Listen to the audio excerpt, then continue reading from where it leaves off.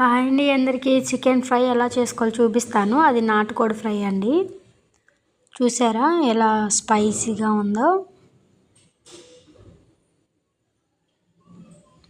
వేడన్నంలో వేసుకుంటే చాలా బాగుంటుందండి. దీంతో పాటు రసం కూడా.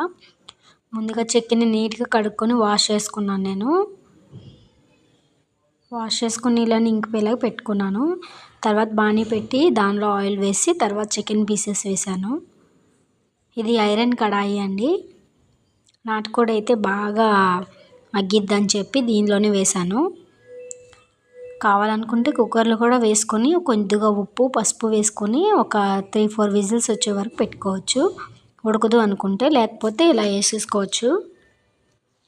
అలాగే అవి సగం ఉడికిపోయిన తర్వాత పక్కకు పెట్టి మధ్యలో ఉల్లిపాయ ముక్కలు పచ్చిమిర్చి ముక్కలు వేసుకోవాలండి. తర్వాత బాగా మగ్గిపోతాయండి అవి. మొత్తం ఒకసారి కలిసేలాగా కలుపుకోవాలి. దానిలోనే అల్లం వెల్లి పేస్ట్ కూడా వేసుకుంటే దానిలో స్పైసీగా బాగుంటుందండి.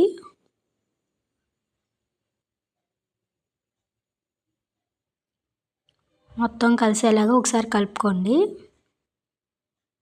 చికెన్ ఫ్రై వేసుకొని పప్పుచారు కానీ లేకపోతే చింతపండు రసం కానీ వేసుకుంటే చాలా బాగుంటుందండి. ఒకసారి కాంబినేషన్ ట్రై చేయండి.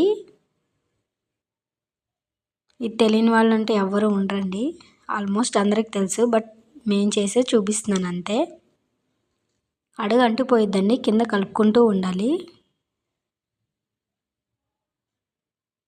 ఇలా ఉడికిన తర్వాత ఫైనల్గా కొద్దిగా కారం యాడ్ చేసుకోవడమే, మీకు రుచికి సరిపడా.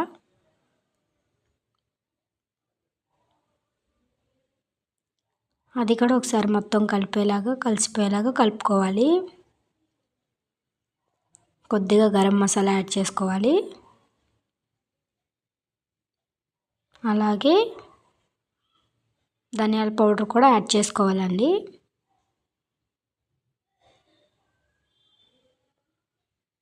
ఒకసారి మొత్తం కలుపుకోవాలండి కలిసేలాగా. ధనియాల పౌడర్ వేసిన తర్వాత ఆల్మోస్ట్ కుక్ అయిపోయినట్టే ఇంకా చికెన్. చూసారుగా, చూపిస్తున్నాను చూడండి.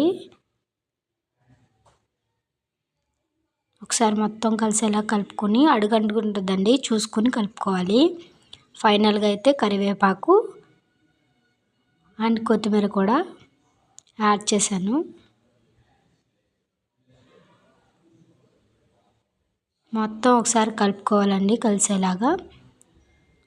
లోపలికి వెళ్తే కరివేపాకు స్మెల్ కొత్తిమీర స్మెల్ చాలా బాగుంటుంది కదా. నచ్చితే నా ఛానల్ సబ్స్క్రైబ్ చేయండి, లైక్ ఇవ్వండి, సపోర్ట్ చేయండి. థ్యాంక్ యూ ఫర్ వాచింగ్ అండి.